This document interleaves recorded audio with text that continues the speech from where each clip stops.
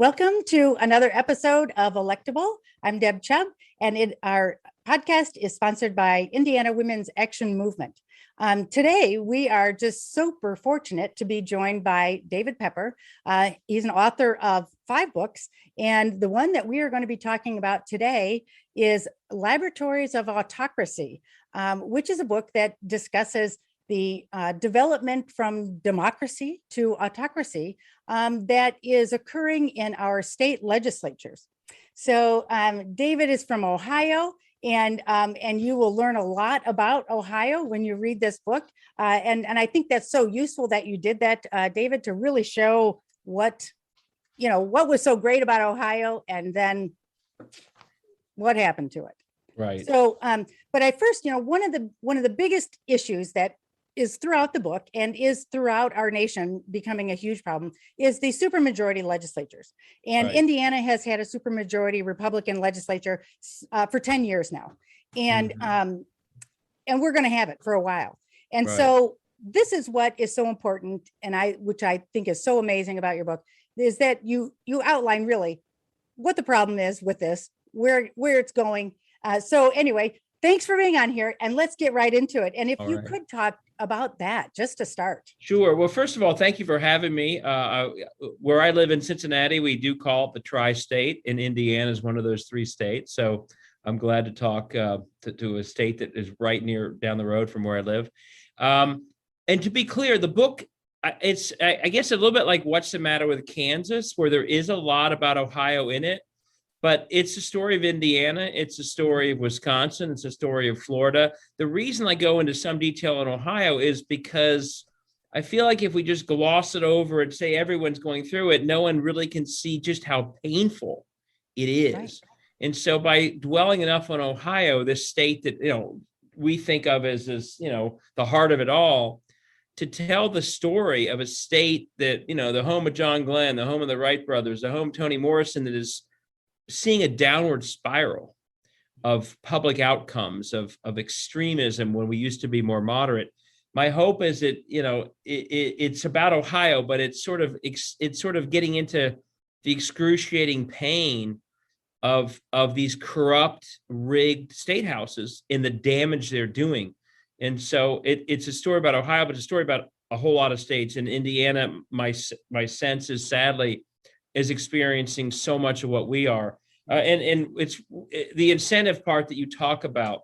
It's not even just that it's supermajority, it's guaranteed supermajority. It's the rigging of elections, which we have come to unfortunately view as standard politics that shouldn't be standard. But when it is locked in like it is now, it really distorts every incentive of public service. And that's what I try and walk through. And, this is something I was chair of the Ohio Democratic Party for a number of years.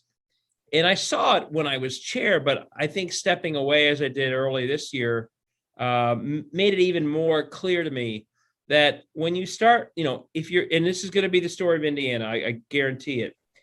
When you're literally a majority, a supermajority is locked in no matter what happens. And I show in Ohio that even when this horrible legislature we have embraces the most toxic positions, they do so knowing they will never lose. And I go through examples where they did that, and almost none of them, if not any of them, lost a seat. The incentives truly become upside down. There's no longer an incentive in Ohio to create positive public outcomes, not only for the entire state, but even for the districts that you represent, because it doesn't matter. You're going to win no matter what. So I can show you data that shows that our schools are far worse. Our small towns are dying. Our healthcare outcomes are in the mid to low 40s out of 50 states. On almost every issue you can measure in Ohio, our public outcomes are cratering. Yet the politicians never leave. They're just fine. They know it. So there's no longer a linkage between being in office and actually serving public good. There's all sorts of incentive, and I'm sure you're dealing with this, to be as extreme as possible, because the only way you lose your office is if you're not extreme enough and you lose in your next primary. There's also, and I don't know your state capital as well as here, but you're surrounded in this state capital place like Ohio by certain private interests. If you may not ever lose by having horrible public outcomes, but if you make those people upset, you may lose. So be as extreme as possible and do what those private people want. So what are the examples of that in Ohio? This recent bribery scandal that involves Indiana a little bit, with the utility, energy utility. They have given away the store to for-profit online charter schools, Yep. the worst of which was a scam. Make them happy. You'll never lose anyway, because the public schools getting worse doesn't affect how you do, but these people are giving you a lot of money. So you've had, with all those, and there are others too, there's almost no incentive anymore against being corrupt because you don't lose. But if you're semi-corrupt or you generally operate in a pay-to-play, mindset, you raise a lot of money. So you add it all up, and what our state houses have become is these institutions that honestly spend most of their time doing incredibly extreme things that are far out of the mainstream of where Ohio, or I'd say Indiana, are.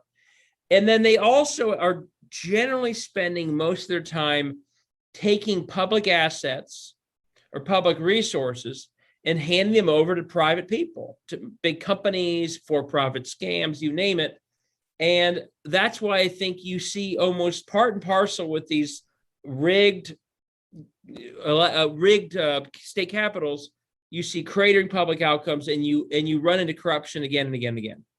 And that's basically the new governing model in many of our states. And the worst part of it is the one way they can keep it going and not lose their office is to continue to rig elections even more extremely. And that's why Indiana, Ohio, Tennessee, you name it, they're currently rigging elections again through gerrymandering, because if they ever had fair districts, you would never get away with terrible public outcomes, corruption, worsening schools, for-profit charter school scams. So it's sort of like everything ratchets up together, the outcomes, the corruption, and then you got to keep rigging those districts, because otherwise the game will end very quickly. So it's this terrible set of incentives, but the heart of it is they come out of a system where those districts are so one-sided, there's no accountability left in state level politics. And one thing I say in the book is we are now at the end of a generation of people who've only known this system, the people in office.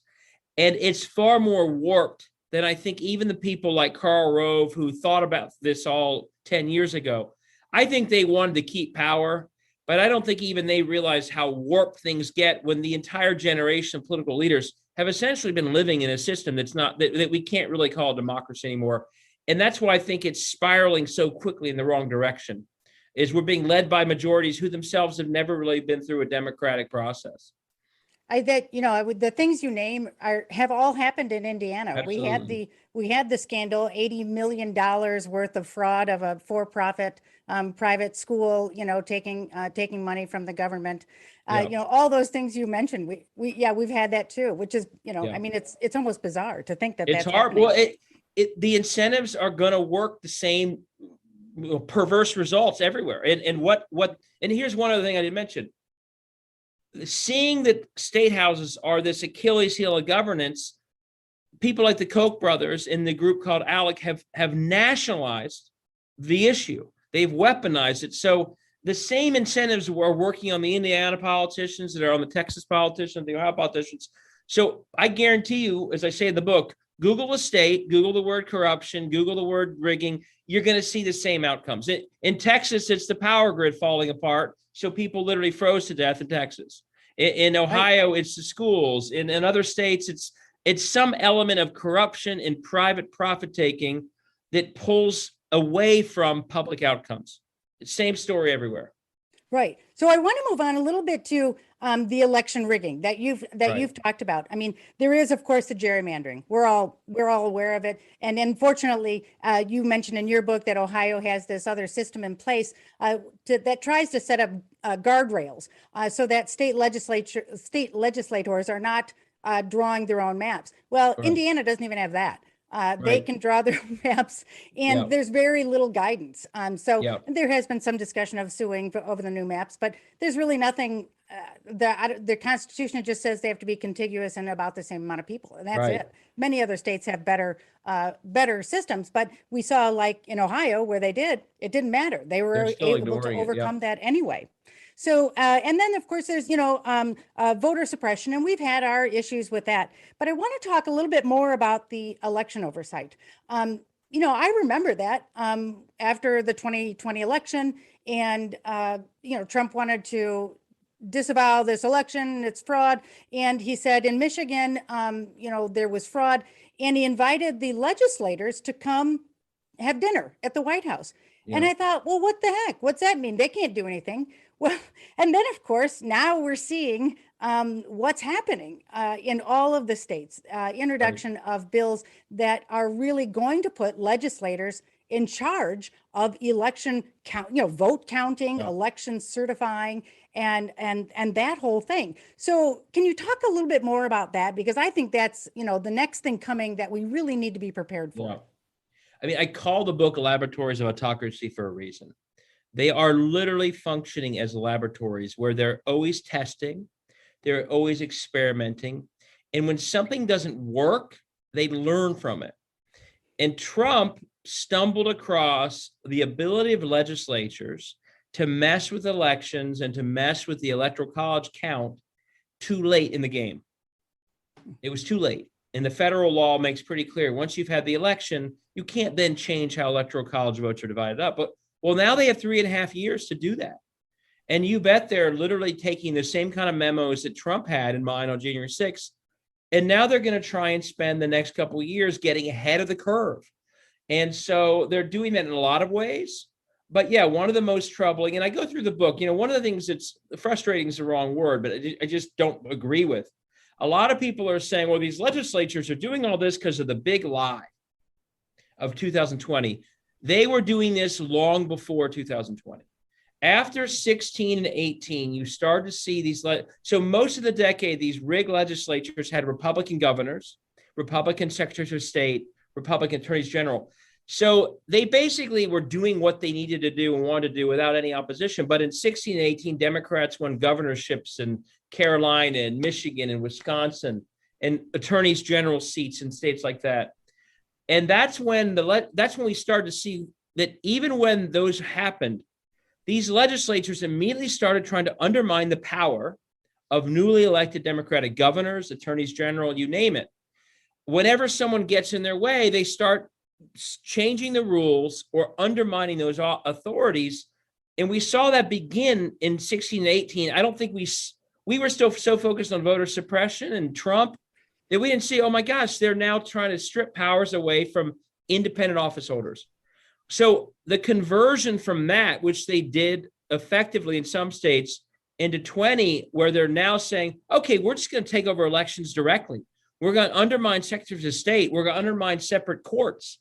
It's the same thing. It's just new targets. So yeah, after 2020, they're frustrated even with Republican secretaries of state like the one in Georgia, the one in Arizona.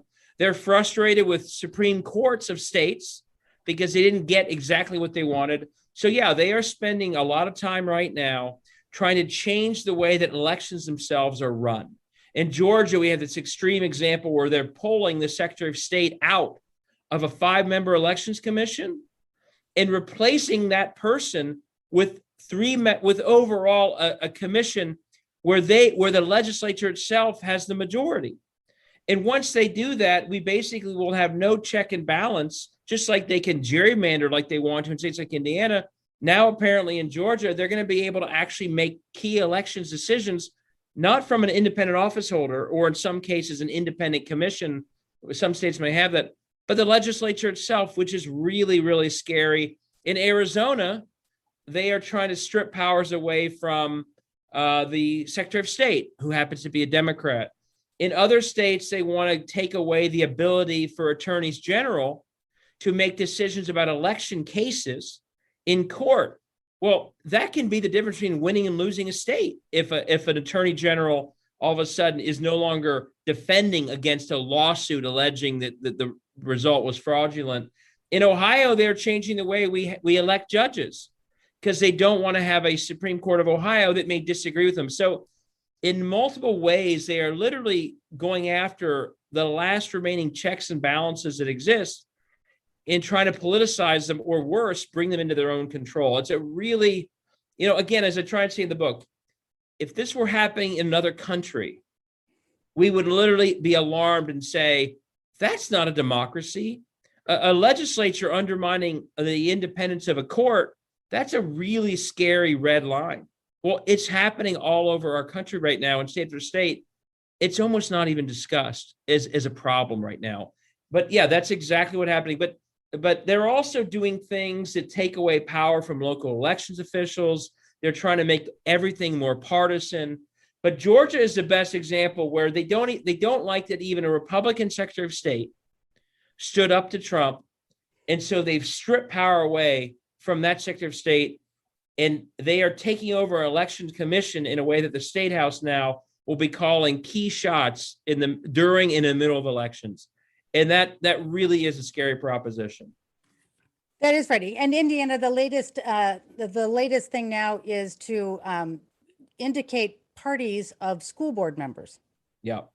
Same thing. That's what they did to our courts here. Oh, by the way, Wisconsin right now is seeing this exact thing in Georgia. They are trying to, I don't have every detail top of mind, but they have an independent commission over elections, and the Republican legislature is literally, acting as if they've done something wrong to try and, like Georgia, they want to replace everything that's independent with people who are as partisan as they are. Right. So they can dictate the outcome along partisan lines and not actually have, people who are in a position of just calling things what they are, as opposed to just dictating partisan results. But yeah, what they're doing to your school boards, they've done to our courts here, because they want to know how Supreme Court, again, that's as partisan as the legislature, which is the last thing that we should want if you want an independent check and balance in your judicial system. Right. So as you describe this, in your head, you start thinking, okay, this is going to get so wackadoodle that, even Republicans will not be able to live there. There's got to be an end to this. There's got to be a point where it goes too far. And so I love it in the book that you kind of, draw back and let's look at the big picture. So talk first about the part of your book where you talk about the guarantee clause, because that's gonna make us we'll feel a little better. Yeah. So this is sort of I do teach election law, but my book tries to be more practical and academic. But everything I'm describing, the founding fathers of our country, as flawed as they were on some issues, they were worried about exactly what I'm talking about. They understood what Donald Trump figured out, that they were giving state houses a lot of power over democracy, the power to set the time, place, and manner of elections, the power in the end to decide how presidential electors are allocated, and the power to ultimately draw district lines. And James Madison literally wrote in the Federalist Papers, boy, if these states ever become corrupted by private influences, or their worry was the monarchy would still control them, that those states could use these powers over democracy to undermine our entire nation's democracy. They wrote that. Not to be too negative, but that's what's happening. Exactly what they worried about is happening right now. That state houses, this sort of Achilles heel of American governance, could be used to pull down national democracy in a big way. And because they worried about this, they wrote in the Constitution this clause that's gotten lost over time. But when you think about the wording, is this very dramatic statement, which is that the United States, the quote, the United States shall guarantee to states a Republican form of government. And what they meant by that was, when they said Republican form of government, they did not mean the Republican Party. They meant the Republican governance was their revolutionary concept, that these state governments need to reflect the will of the people, that it was the people were sovereign. And so they were basically saying, we have to have an essential condition of giving states power over democracy is that states themselves are run democratically, that they are Republican forms of government. And they're basically writing the Constitution, writing in that if there are moments where states are not looking like they are small d democratic governance, the United States shall guarantee that they will be. So they basically were saying to Joe Biden, Kamala Harris, your senators, our senators, you must protect states so that they have democratic governance. It is a requirement, is a guarantee. That's what the guarantee clause is. And as one professor who I happened to take at law school said, it was like an insurance policy. You get a lot of power states, but on one condition, you must be democratically run. You cannot be, you cannot be the equivalent of a monarchy. But Madison literally worried that as they put it, quote unquote, rich men would figure out how to get their hands on state governments to cause trouble. And it's literally what Alec is doing, the Koch brothers. So the reason I write this is it's a command that the current U.S. Congress must listen to, that they have an obligation, just like they do to protect our country internationally and respect equal protection, and you name all those other constitutional First Amendment. They also are supposed to guarantee that every state has a democratic form of government, small d.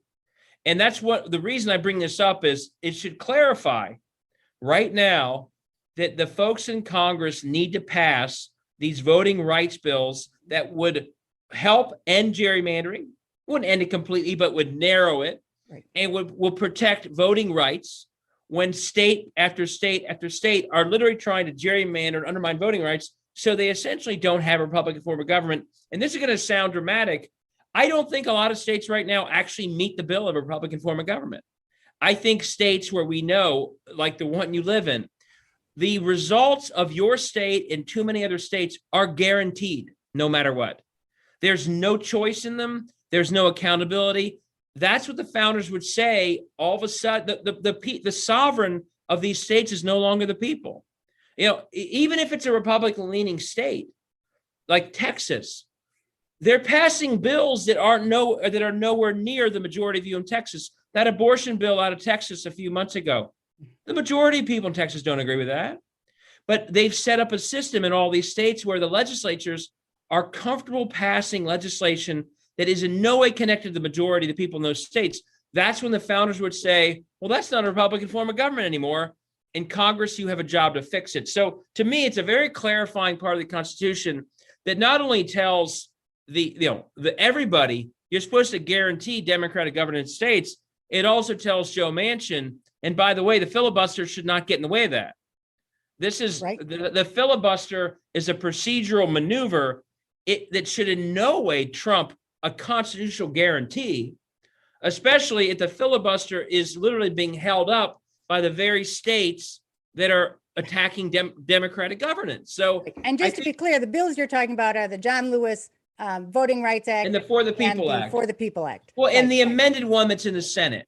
But these things would all make a lot of difference in returning small d democratic governance in states.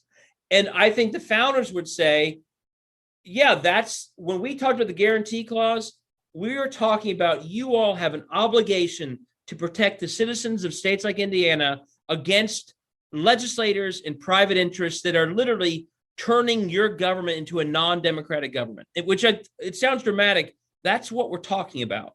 And so I do hope, and I by the way, I've sent my book to some of these senators saying, you have an obligation under the Constitution to protect citizens of every state, to ensure that we all have small d democratic governance in our states. And when states don't have that, you actually are supposed to step up. It's not a choice. It's not, you can't say, well, we've got to pass infrastructure, so we can't get to that. You actually, let's do infrastructure too, by the way, but there's a guarantee in our Constitution that every citizen of all 50 states should be in a system that looks like a democracy. And when that isn't happening, you're supposed to actually do something about it. And that's why I add that. I think it's a very clarifying clause about what the United States Congress and Senate should be doing right this second on this issue. And so, and you are convinced, right, that if the John Lewis Voting Rights Act bill is passed and the For the People bill is passed, that would really make the difference? That would do it? It would make, so in my book, as you know, and I encourage everyone to read it because it goes through a lot of this. I go through 30 steps, 30 things. Right. But the history of our country is very clear. If there are nonstop attacks on democracy at the state level and the federal government does not resist them, those attacks will succeed. That's why we got the Jim Crow era. So I'd say necessary, but not sufficient. But those federal laws that will curb gerrymandering, stop the worst attacks on voting rights, are very important. My worry is without them, we can all do a lot of other work, but it won't be enough. But let's say with them, we also have a lot of work to do. We need those laws and someone running for the state house in Indiana in every corner of the state. And we need people registering to vote and everything else.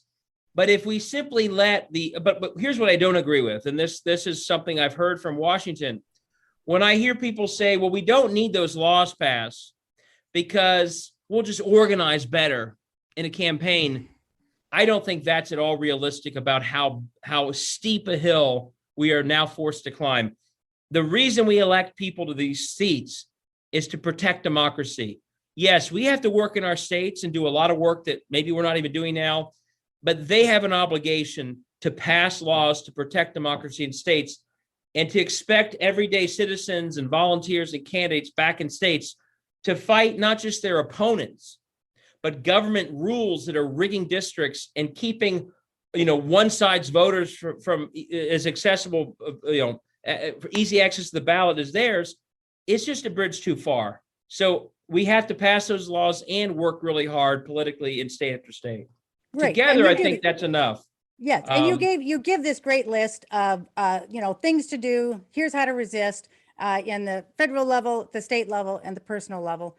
And I wonder, just at the state level, in that section of the list, what do you think are the most important things? What would you like to highlight? So I'd highlight, and I know you have a new chair there, and I know you have. I appreciate your group here. Run in every district. Know who your state house candidate is. Know who your state house representative is. If they're a champion of democracy, if they're voting for voters and voting rights and good things, wonderful, help them. Ask them who else you need to help.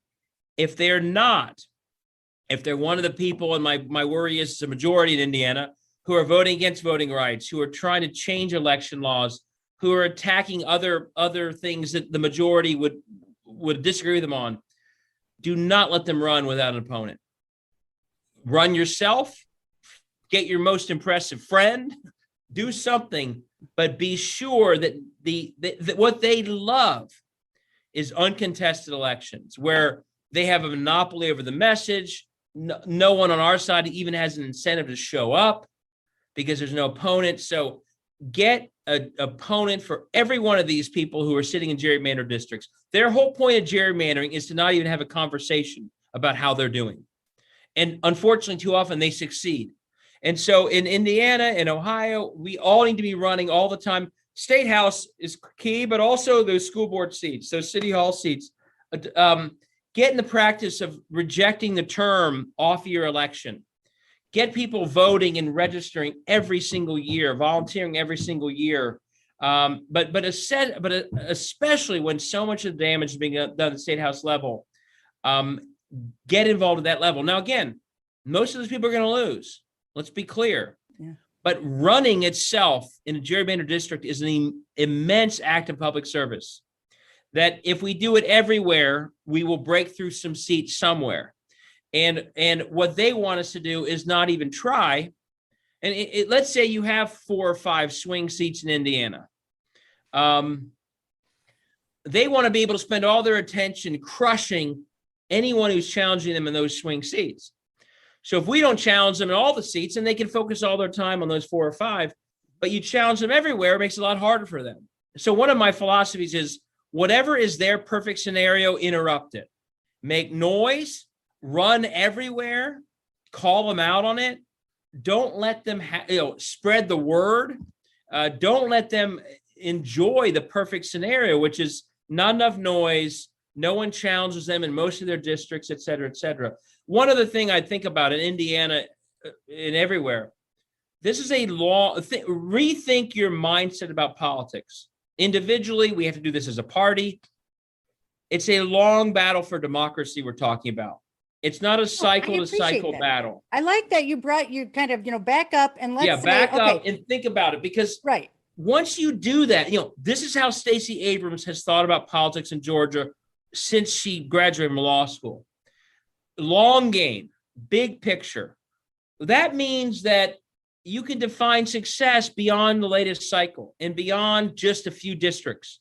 Think about what is built into that long game and what is attracting from that long game, and that means run everywhere. And if most of those people lose, but they got more people registered, if they got more people voting, celebrate what they did, keep them in the fold, keep going, keep going, keep going. Stacey Abrams did that. She didn't win her Georgia governor's race, but she kept registering people. Everyone who voted for her stayed involved. 2 years later, Georgia's blue because Stacey Abrams helped bridge to that amazing 2020. Now she's running for governor again. Hopefully that it keeps building. So the other way we think about it as a long game is we need to have democracy in 50 states. And so beyond Indiana, beyond the people on the ground in Indiana, national people need to understand that it's important that Indiana have a democracy. And we can't just fight anymore over a few swing states every 4 years. The other side, the Koch brothers and ALEC, they are fighting against democracy every year in every state. You see it, we see it, but they have a think tank in Vermont, in Hawaii, that's basically undermining democracy. Virginia was blue in 20 for Biden. Did they quit? No, they went back and won the governor's race a year later. They almost won New Jersey. If one side is fighting against democracy every year at every level, and the other side basically fights every 4 years in some swing states, the side for democracy is going to lose. You're not on offense. You're rarely on offense. You're usually on defense. So we have to think about it bigger at that level. But then when we get down to your level, in my level here in Ohio, it's every citizen can make a difference. I go through whether it's helping local journalism by subscribing to papers, whether it's making sure you're helping register voters in states like Ohio. They've purged so many voters that we all have to play a role in our own lives of re-registering the people who've been purged, or we're going to lose. It's focusing on state house races. And you're already doing this, but it's every single group. If you're a political activist group, have a state house footprint as part of what you do. Don't ignore the state house. One of the reasons the state house have become the place where the damage is being done is because they know no one's paying attention to it. Interrupt that. Make sure you are paying attention to it. So there's a lot in the book about this. I hope some of this is specific enough to be helpful, but it's good. And you're giving me ideas about there's doing really, the podcast from the state house. The way I view this, it's a continuing conversation. So it is. The other thing we have to do is, every mayor in Indiana who is a Democrat, every mayor, your group should ask them, what are you doing to promote democracy in your city? Do you run rec centers? Do you run health clinics? If so, are you registering people to vote in those places? Don't just leave it for the Bureau of Motor Vehicles. That's leaving out far too many people. Are you on a nonprofit board of a food bank, of a homeless shelter? Are you registering those people? Are you getting them the paperwork on how to vote early? Every single person listening to this in your network, every elected official, they should be playing a role in lifting democracy in whatever sort of part of the world they have some control over. And that's how the other side thinks about it. But I think our side, we're waiting for the next Stacey Abrams to save the day and create some amazing voter registration effort, when the truth is, if you're on a nonprofit board, you can do that right now. If you're the mayor, if you're the next Pete Buttigieg and the mayor of South Bend or somewhere else, you can be registering people right now in your city every single day. And one thing, about Stacey Abrams that you talked about, and it really reminded me of her non-concession speech. Correct. That's what Democrats need to be doing more of, saying, I know I didn't get the same amount of votes, but this is rigged. And we need to talk about why this is an undemocratic election. Correct. And more candidates should do that. They should say, this is not, I'm not conceding because this is not this is not a legitimate election. Right. I mean, the difference between Stacey, some people have tried to make the analogy for her to Trump. Like she accepted the results, but she didn't, confirm them as legitimate given all the attacks on voting in her state. Right. And think of all the people, the votes that were suppressed in that Georgia election. If she had done the typical congratulations to my opponent and way to go, and I wish you luck, hundreds of thousands of suppressed people would have said, it doesn't even matter that I'm suppressed. If Stacey Abrams can't even acknowledge that they have attacked voting rights in all these ways, then we lose hope. So, right. And I think too many Democrats do that. I think they just go, okay, well, yeah, I lost. Okay, see ya. And of course, we have to point out the difference between her and Trump is that she does have actual evidence. Correct. Of the illegitimacy one of the election. I put in the book is there is something called the academic term is a competitive autocracy. And this is what Hungary essentially has become, or Russia is an exaggerated example. They want to look like a democracy, but the elections are predetermined. Everything's predetermined. And a key part of a competitive autocracy succeeding is leaving the impression that everything was legitimate. And so if something is deeply illegitimate, you call it out. You don't allow people to think, oh yeah, that was that.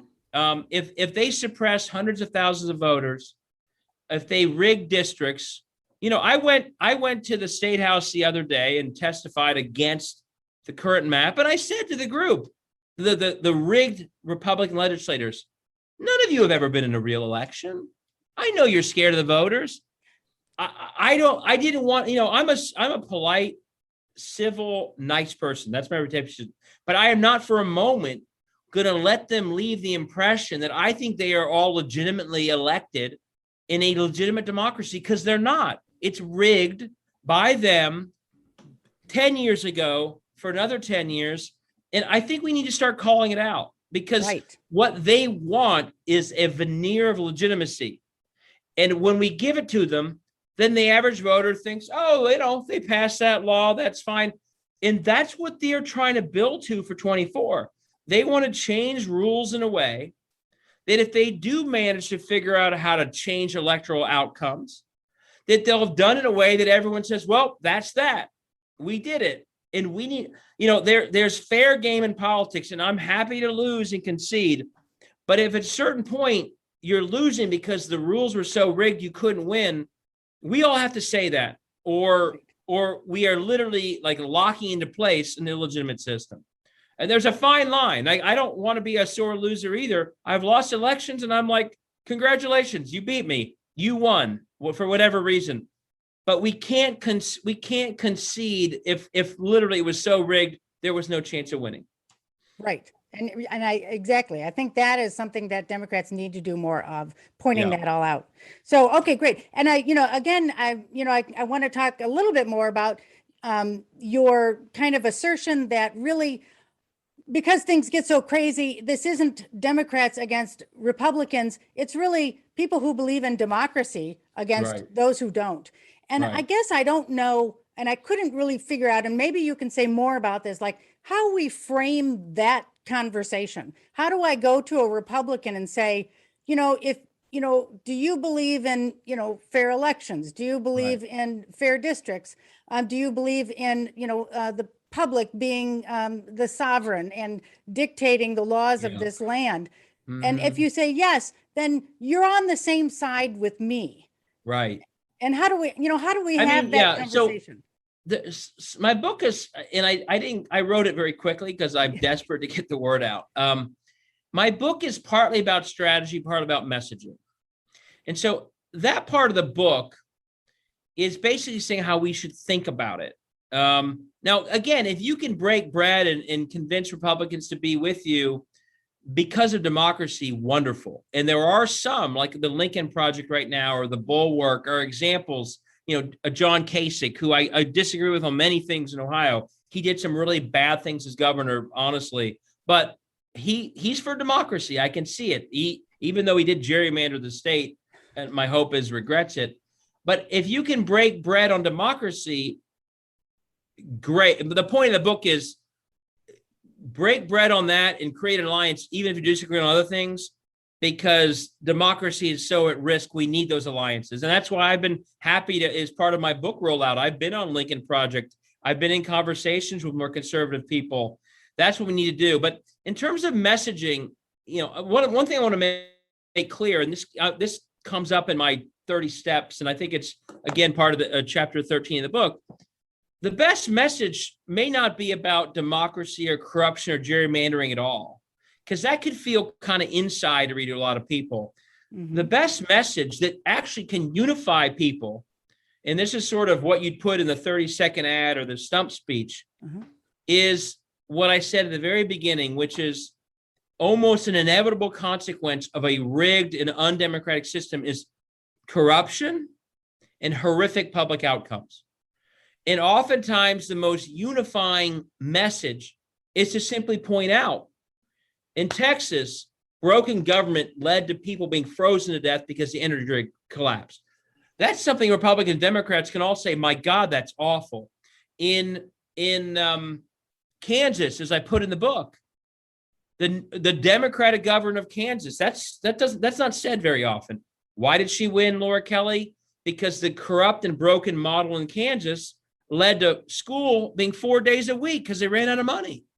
Ooh. And when she starts saying, I'm all about Kansas values, which are all about good schools, she was able to unite a broader electorate that, by the way, might not have responded if all she had done was talk about gerrymandering or democracy. So we have to think about how we build this broader fight for democracy in a way that we unite very broadly.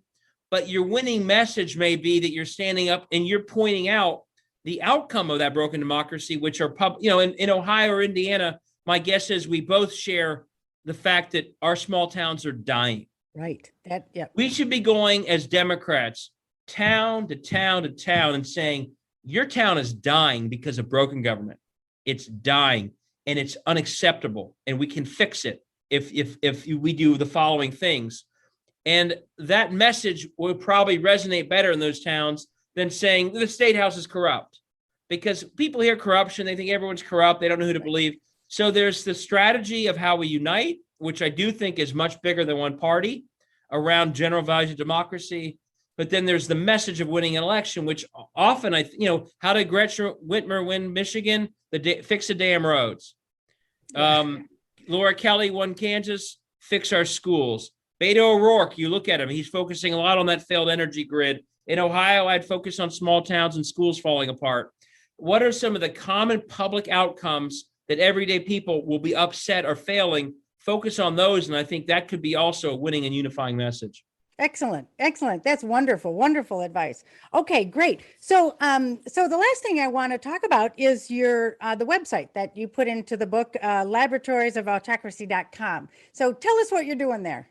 So what I'm trying to do, my worry about any book is if people just read a book and put it down, and even if they found it a great book, if that's the end of it, we're not going anywhere. I wrote this book, hopefully you can tell when reading it, because I'm really alarmed. And I want to inspire people. The first 2/3 of the book are pretty sobering, and I hate to say it, I hope kind of scary, because what's happening is scary. The last third is say, okay, be alarmed, but let's get to work. And so I created this website, laboratories-of-autocracy.com, to try and channel anyone who's interested in doing more than just reading a book and get them involved. And so the other thing that's happening with conversations like this and many others is I also want to really get a sense of best practices and organizations out there to work with. And so my hope is, if no one signs up and people read the book and they like it, or they don't read the book, that's that. But if there's some energy, which is building, and I do sense a lot of energy building, my hope is to turn that energy into something that's actually like helping fight for democracy in all 50 states. And right before this call, I had a great call with some people who've been doing some wonderful things in Missouri, trying to get people focused on state house levels. Tomorrow morning, I'm talking to people in West Virginia.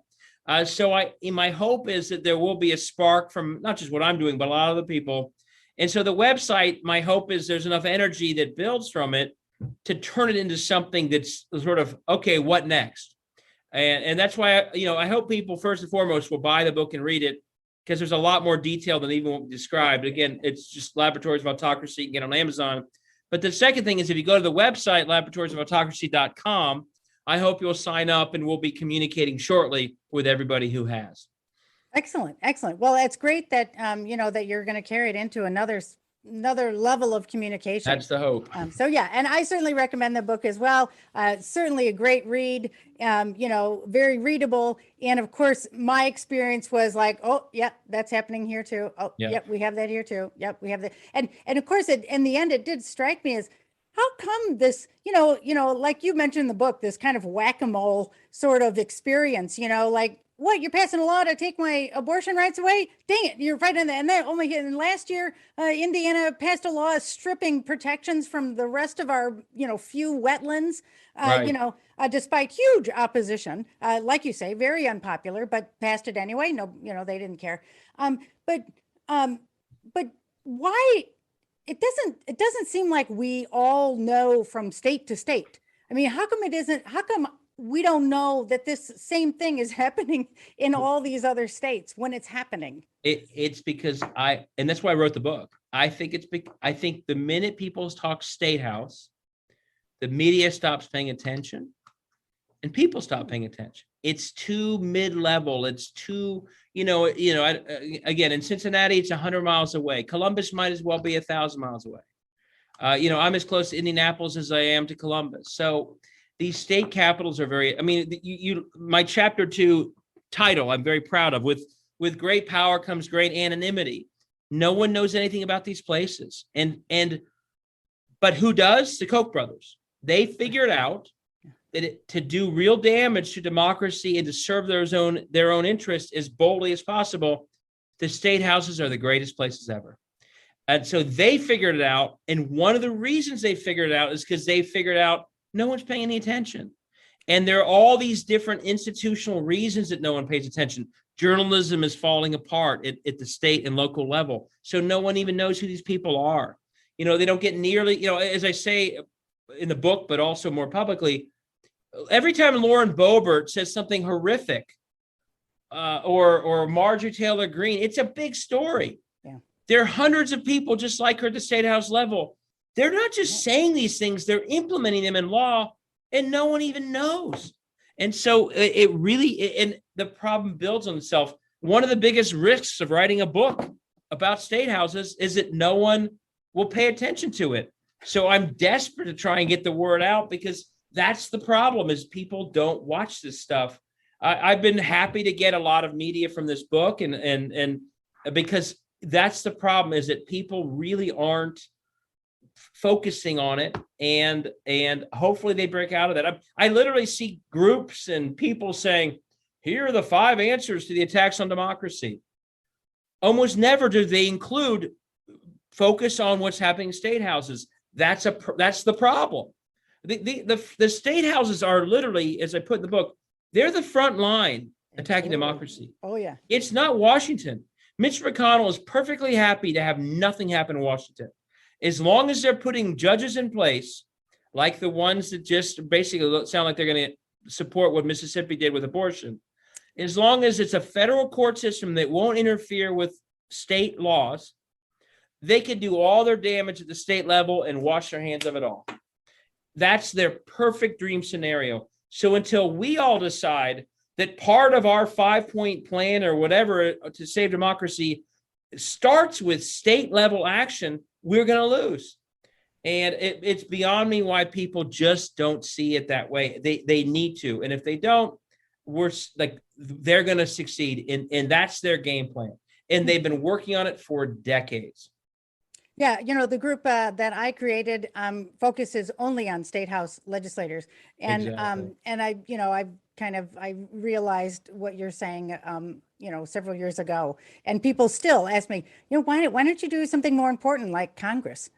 Yeah, no, that's the Koch brothers have paralysis in Washington, the filibuster stopping anything. That's exactly what they want. They want nothing to happen. And if we stick with the filibuster, even in the issue of democracy, when's the next time we're going to have 60 Democratic senators in the country? I don't see it happening anytime soon. Meaning that it's going to be paralysis for the rest of our lives in Washington, while these state houses are rigged and just crushing democracy every single year. I mean, it is a losing situation unless we all decide, we're going to fight back at that level. Here's another example, and it's the whack-a-mole. And what's happening with the abortion law in Mississippi and Texas is exactly the issue. They passed some crazy law, and we all watched the court case, and we're all appalled by, Judge Coney Barrett's questions or Kavanaugh. Has anyone ever said, well, who the hell passed that law in Mississippi, and what do we do about it? Right. And who How'd the that hell happen? passed that law in Texas? No, we're going to wait for the court to decide, and then we're going to panic, and we're going to try and run for Senate and Congress based upon that decision. But we take it for a given that these state houses are forevermore rigged and extreme, and we never ask ourselves, what are we going to do about the fact that the Mississippi and Texas state houses, or Indiana or Ohio, are way out of whack with the people of that state? And until we go on offense and say, we're going to try and get better decisions at these federal courts, but at the same time, we're going to go back to these state houses and we're going to run campaigns at that level. And we're going to even things out so these crazy laws aren't passed in the first place. Until we do that, we're never going to be, on offense, and we're going to be losing. So that's why what you're doing, when they say, why do you focus on something important? Say, there is nothing more important than fighting back at these legislatures, because that's where the battle against democracy is being waged by the other side. Every day that Lauren Boebert, now what she needs to be held accountable for what she said on the floor at that party, everything else, but every day that all we do is focus on Marjorie Taylor Greene and Lauren Boebert is a winning day for the attack on democracy, because it means they're not focused on what's happening in Indiana and Ohio and Texas to gerrymander, to suppress the vote, to change election rules. We're not focused on that because Marjorie Taylor Greene said something stupid. Well, breaking news, she's going to do that every day. Let's get back to the state houses where they're actually in the majority, guaranteed, and attacking democracy itself every single day. Well, I can't tell you how much I appreciate your message. It's been tough to carry that message around here. And so I really appreciate your doing all this. So definitely people get out there and read the book. It is really revealing. You just feel like the curtain has been pulled back. Good. Well, thank you for having me on. I appreciate it. Yeah.